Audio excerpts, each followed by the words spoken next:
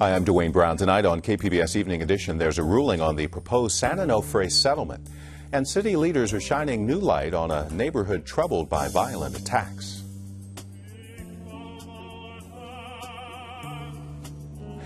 After a near-death experience, San Diego Opera returns for a new season. We will have a preview.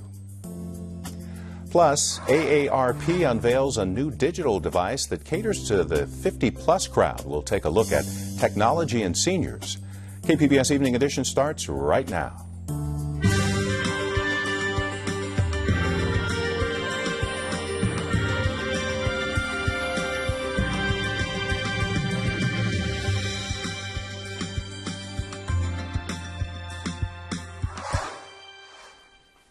Hi, good evening. Thanks for joining us. The California Public Utilities Commission is proposing some significant changes to a settlement agreement tonight, deciding who pays for the closure of the San Onofre nuclear plant in the North County.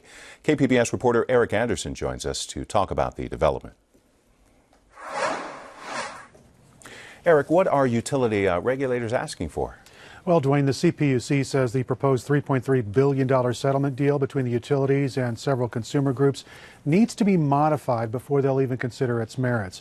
Regulators say that consumers are carrying too much of the burden of paying for the closure, and they're asking for some major changes in the deal before they'll even look at it. The panel says current reimbursement formulas linked to money recovered in litigation favors the shareholders. They're asking for any money recovered that way to be split 50-50. They also say that the current deal asks consumers to pay for 100% of the replacement power while the plant was shut down.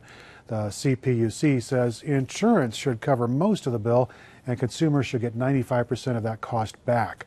The deal also requires utilities to reduce the carbon footprint of current and future power plants to offset the carbon dioxide that was released as replacement power was used.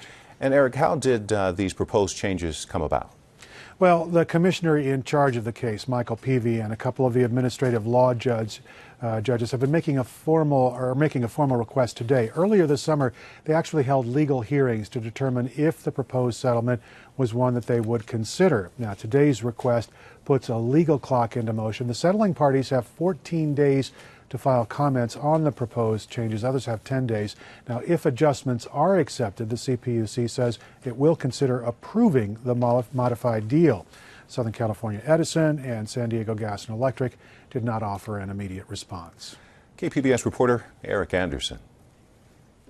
San Diego is taking steps to make North Park a bit safer tonight after a series of nighttime attacks on women. KPBS reporter Claire Trageser joins us from the News Center with this update. Claire, tell us about some of the changes made in North Park. 3 new streetlights have been added and 20 streetlights have been repaired. In addition, streetlights along Lincoln Avenue are being given brighter bulbs, and lights at the tennis courts on Lincoln and Howard Avenues will be left on all night. So these lights are being added because of the recent attacks in North Park? Yes, 6 women have been attacked since June while they were walking home alone at night. Police say they have no new information about who is responsible for the attacks. So City Council President Todd Gloria says after talking with residents, he asked for more lights as a temporary solution to make residents feel safer. Here's what he said. Let the message be really clear to the predator who is preying on women in North Park. Your days are numbered, and you're certainly not going to get away with this for much longer. But in the meantime, we're going to make sure that people are well protected and the community can feel as safe as possible.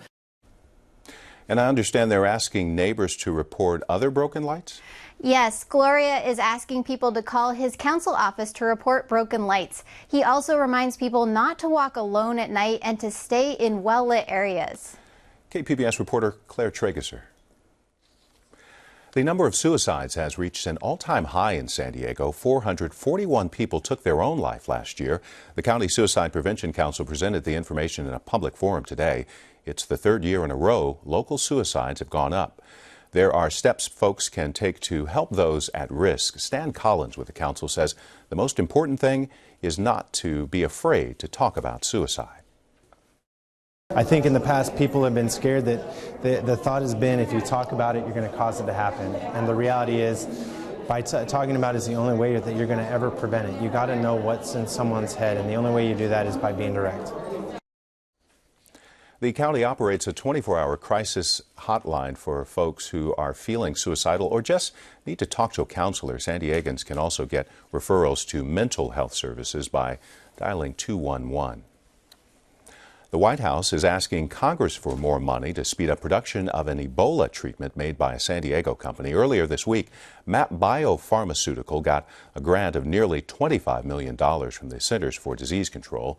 The new $58 million funding request covers ZMapp and 2 Ebola vaccines. San Diego Chamber of Commerce is leading an expedition to Washington for more than 100 local leaders who plan to take San Diego's issues straight to the federal government. The chamber says it's coordinated high-level meetings on subjects ranging from the border to technology. The delegation leaves tomorrow and will be back next week.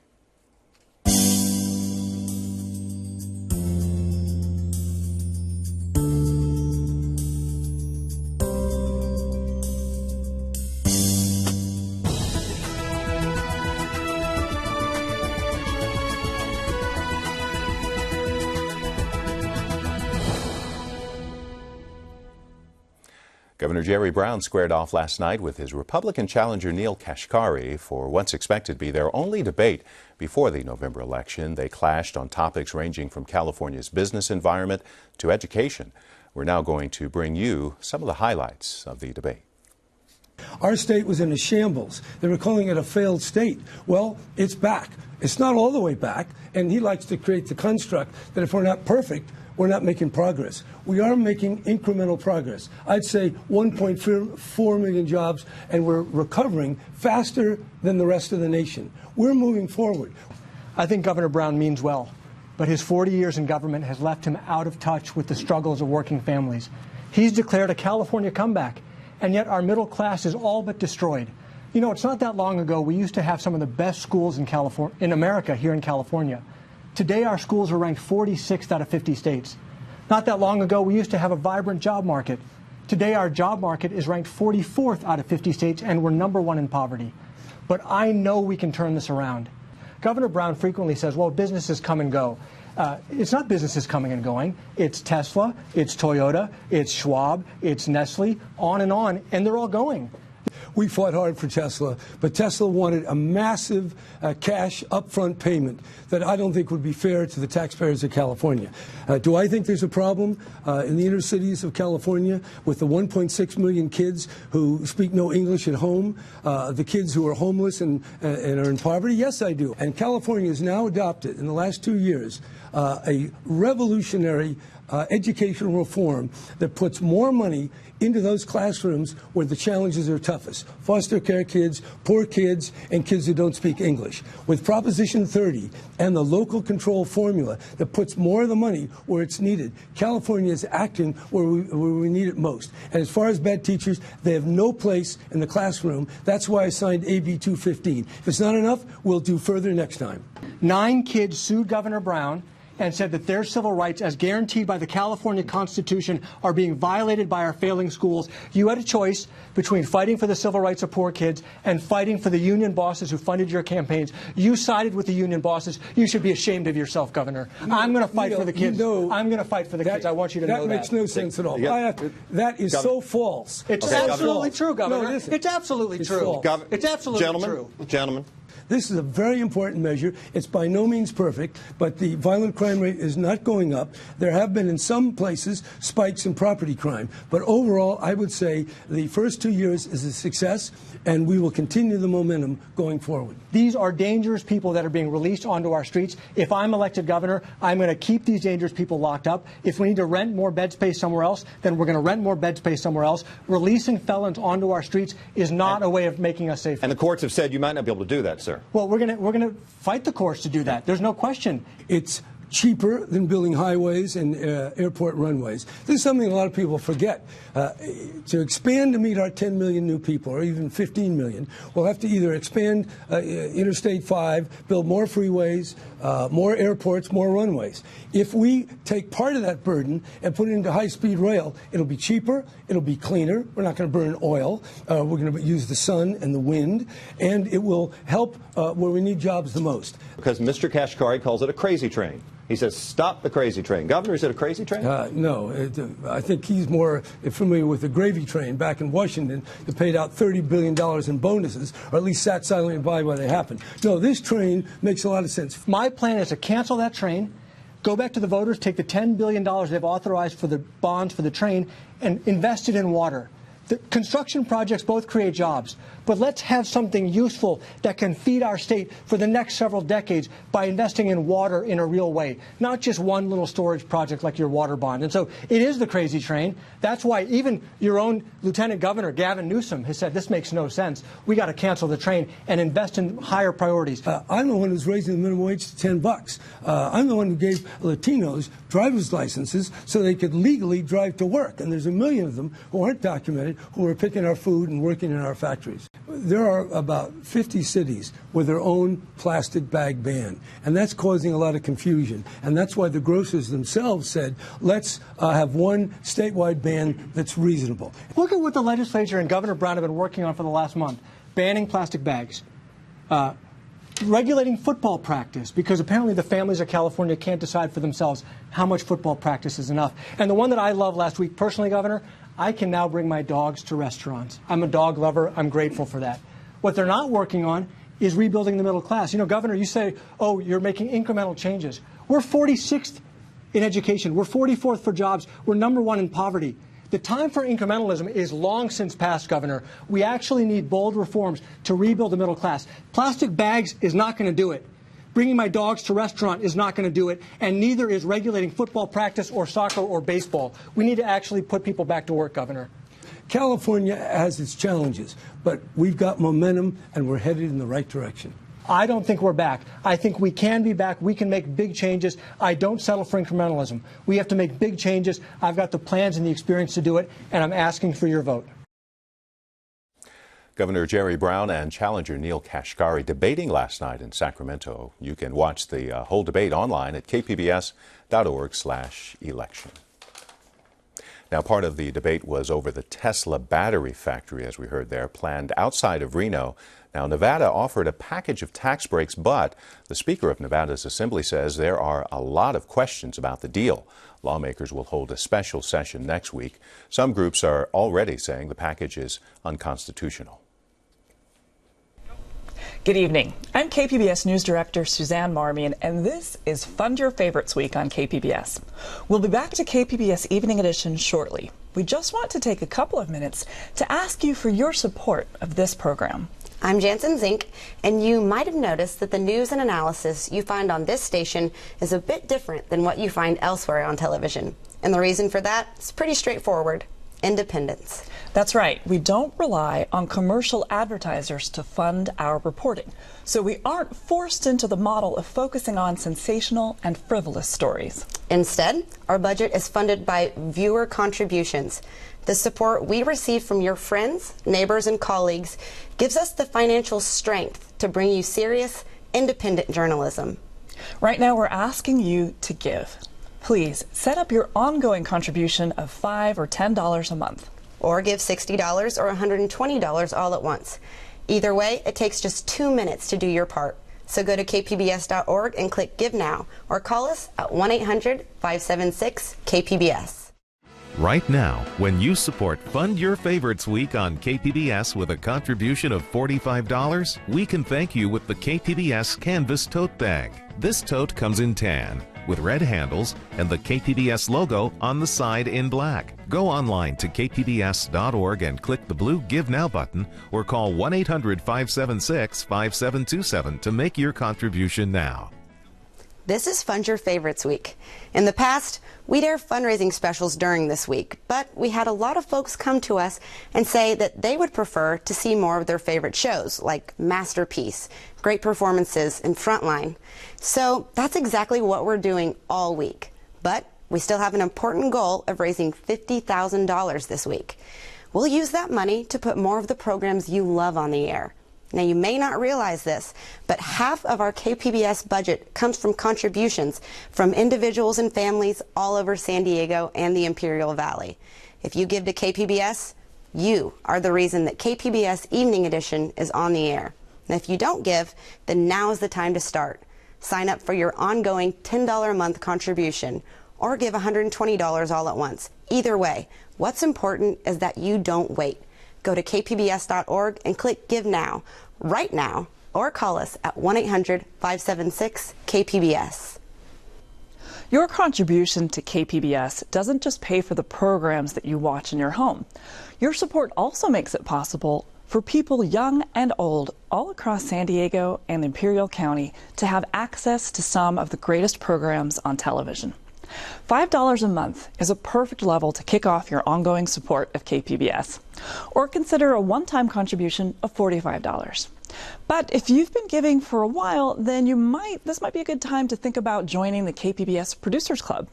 When you upgrade your membership to the $100 a month level or give $1,200 a year, we will add you to the list of over 1,000 people across our community who are members of this exciting club. You'll be entitled to a whole range of benefits, including invitations to special events, a tour of the studio, and early access to tickets to some of our most popular events and more. But no matter how much you want to give, what matters is that you don't wait any longer to do your part. Go to kpbs.org or call 1-800-576-KPBS. The KPBS mug is available when you support Fund Your Favorites Week by signing up as a sustaining member at the $5 a month level or when you decide to give a one-time contribution of $60. Go online to our secure website, kpbs.org, or call 1-800-576-5727. We're about to head back to KPBS Evening Edition. If you made a contribution during this break, or if you're already a member, then thank you so much. We sincerely appreciate all 50,000 of our KPBS supporters.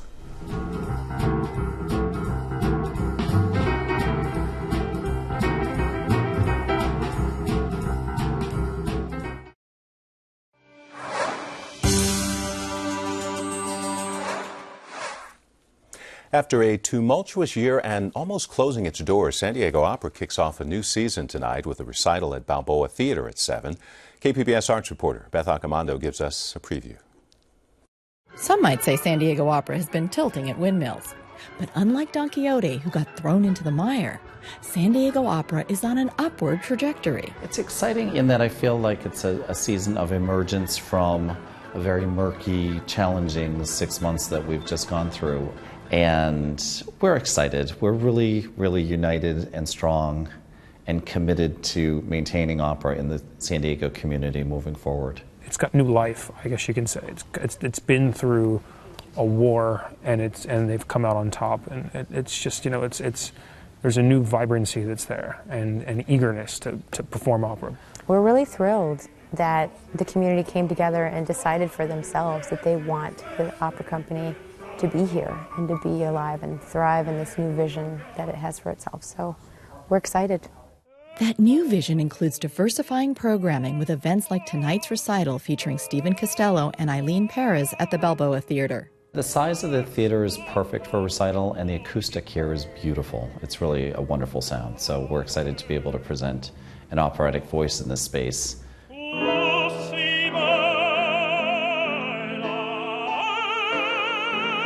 I've never been in the Balboa Theater. I don't think Eileen's been here either. No, I haven't. It's a beautiful theater. It's absolutely gorgeous. And I really wish the opera would do more here because it's got a more intimate feeling. Sometimes in the Civic Theater, it feels like a barn. Well, it's smaller scale, obviously, because we don't have sets and costumes, and therefore we have less expense and overhead as it relates to chorus members and additional staff. But what's also really important about the recital series is having that intimate connection with the artist in terms of being in a smaller space and having that one focus versus the grand opera on the grand stage.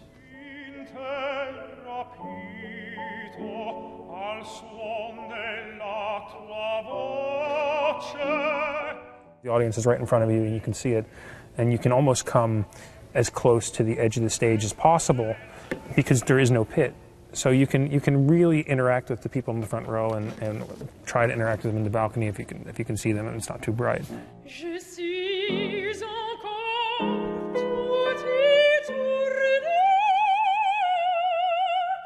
performing in a recital gives us a chance to switch character. Like every piece, you have to tell a new story, and in an opera, you have your chorus, your production, there's costumes and scenery, and when you're in recital, it's sort of like the naked version of it. You're down to the bare minimum, and you tell a story, and it's intense, I think. I feel that there's more of a variety on a recital or a concert as opposed to just an opera, because when you're in an opera performance, you're watching a piece on stage done by one composer.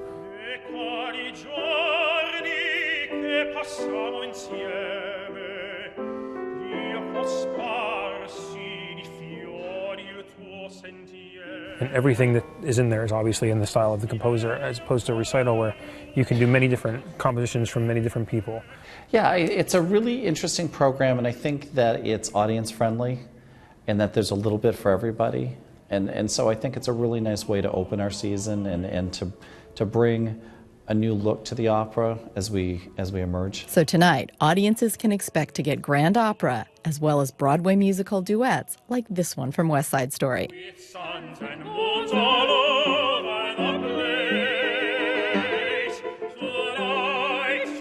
Beth Accomando, KPBS News.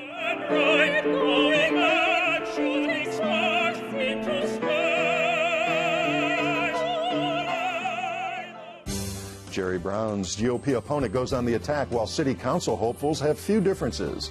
A federal agency okays fracking in California, and a school district tells dyslexic students they're on their own. I'm Mark Sauer. Join me for the roundtable tonight at 8:30, right after Washington Week. Staying active as we age isn't just limited to exercising. It's also about keeping your brain sharp. Peggy Pico explains how technology is helping the over 50 crowd. This week at the San Diego Convention Center, the National AARP Convention, called Ideas at 50 Plus, tackles technology and digital devices to improve everything from health to finances. Joining me with details are my guest, Jody Holtzman with AARP's Thought Leadership and Digital Medicine, and Terry Bradwell, AARP's Chief Information Officer of Technology and Innovation. Welcome. Thank you. Pleasure to be here. Now, Jody, when it comes to digital medicine, how is the 50 over crowd basically using this technology? Well, it's still very new, and it's actually very new for everybody. What's happened is that you're starting to see it more in institutions and not yet a lot in amongst consumers, direct to consumer. But you are starting to see changes happening. It's still not known a lot, so the marketing, a lot of this is happening with the activities of startups. Startups have faced, challenges like not enough marketing budget, so they're still trying to get it out into the marketplace, and we're trying to help with that. Well, I know there's consumer products, let's say the bands that tell you how much you're eating or walking or those sort of things, that digital things. How do you gauge if a device, either medical or health-based, is actually working for you, good for you? Well, I think, the particular product is designed for a particular outcome. So, for example, if it is a remote monitoring product, the whole purpose of it is to allow you to stay in your home, right? That's one of the top things that people want, to age in place. So if they're able to stay in home, stay connected to family, friends, community, and that technology is playing a role, it's achieving its goal. So Terry, tell us a little bit about what the research tells us as far as older Americans being tech savvy. Where do they stand? Well, we applaud the fact that most Americans are connected and tech savvy in some type of way, more than 80% of them. But when you're looking at boomers and seniors, you have 78% of boomers that are online, about 48% of seniors that are online today. So, well, 52%, sorry. That means 40% are not online. Boomers and seniors are the fastest growing population in Facebook. But when you're looking at the overall divide that we have, you have 35 million individuals that are seniors over the age of 50 that are not online. You have another 35 million boomers and seniors that are online but are not connected in ways in which current technology allows them to be connected today. And speaking of current technology, I know this week you actually unveiled a new device to help people over age 50. Tell us a little bit about that. Yes. Well, this is something that we're very, very excited about. The device is a tablet computer, and it's called the RealPad. We're playing off of the RMP and AARP, real possibilities. This is the real path. One of the reasons why we did this, and forget about the technology just for 1 second, just go back to the stats. Technology is not one of those things that's a nice to have. It's an imperative. As I say, try to run a movie, try to get basic services. Amazon is driving a lot of retail outlets out of business. So just basic things that you want to do requires you to have access to technology. What we found is that our members in the 50 plus are very, very afraid of technology because of the nomenclature, because of, it's just very, very hard to understand. And so the device then helps them with that language. Absolutely. Absolutely. I see. We'll have to hear more about that. Yes. Now, Judy, AARP, what are you doing? I know there's a campaign actually to get people interested in becoming device savvy and becoming computer literate. So what are you doing to help people either learn about these products or be educated on them? So one of the things we've done over the last couple of events like this one in San Diego is we've actually put startups with their innovations on stage. And so one of the things in the tech industry that's been going on for a long time are things called demo days or pitch days, where an entrepreneur will get on stage looking for investment. So we put a different spin on that because we have an asset that nobody else has. We have AARP members. And the fact is that many of these startups really don't have the feedback, the input from the end consumer. So we've had 3 events so far, 400 startups have come through this process. We've had 10 finalists for each event. Of our first 20 finalists, 15 have raised $45 million. Another one was acquired. They also have 3 days to interact with the consumer. People can help promote that. I also understand we're out of time, though. You have free classes to people who need some help or want some help on being educated and literate. We are out of time, so AARP's Jody Holtzman and Terry Bradwell, thank you very much. Thank you. And I want to let folks know that AARP's National Convention, Ideas at 50 Plus, runs through tomorrow, Saturday, September 6th, at the San Diego Convention Center. For more information, go to kpbs.org. I'm Judy Woodruff on the next News Hour. What the latest jobs numbers say about the health of the economy, plus Shields and Brooks on the week's news. That's Friday on the PBS News Hour. We've got an increasing chance of showers and thunderstorms, especially in the mountain and desert areas right through Monday, all thanks to what's left of Hurricane Norbert. Coastal temperatures will be in the low 80s for the next few days, upper 80s and low 90s for the inland valleys. Mountain temperatures around 80 for the weekend, getting a bit cooler by Monday. Temperatures in the desert will be falling too, back into the mid-90s. Must be fall.